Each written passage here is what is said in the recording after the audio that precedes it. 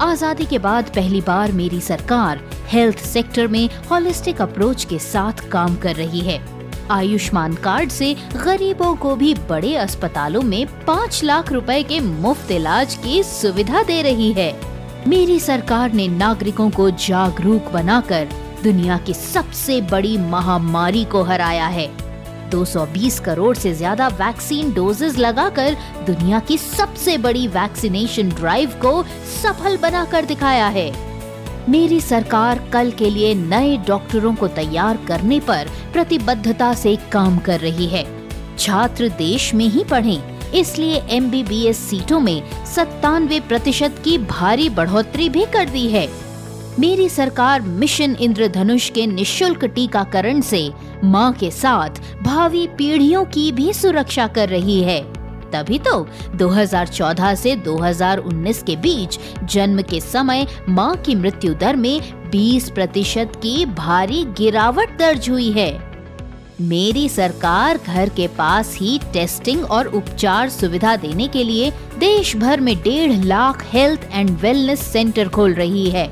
PM Ayushman Bharat health infrastructure mission के तहत critical health infra को छोटे शहरों और कस्बों तक ले जा रही है। मेरी सरकार स्वस्थ भारत के निर्माण के लिए सबके लिए योग का प्रचार प्रसार कर रही है, तो वहीं नेशनल आयुष मिशन के तहत परंपरागत चिकित्सा पद्धतियों को भी अपना रही है।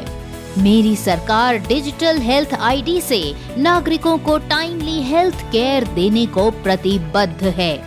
नागरिकों के लिए देश भर में करीब 9,500 जन औषधि केंद्रों पर बाजार से बहुत सस्ती दवाएं उपलब्ध हैं। मेरी सरकार हेल्थ केयर को सबके लिए अफोर्डेबल बना रही है।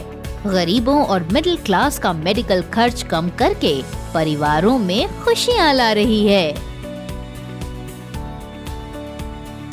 अब दुनिया बहुत ही एक दूसरे से जुड़ चुकी है।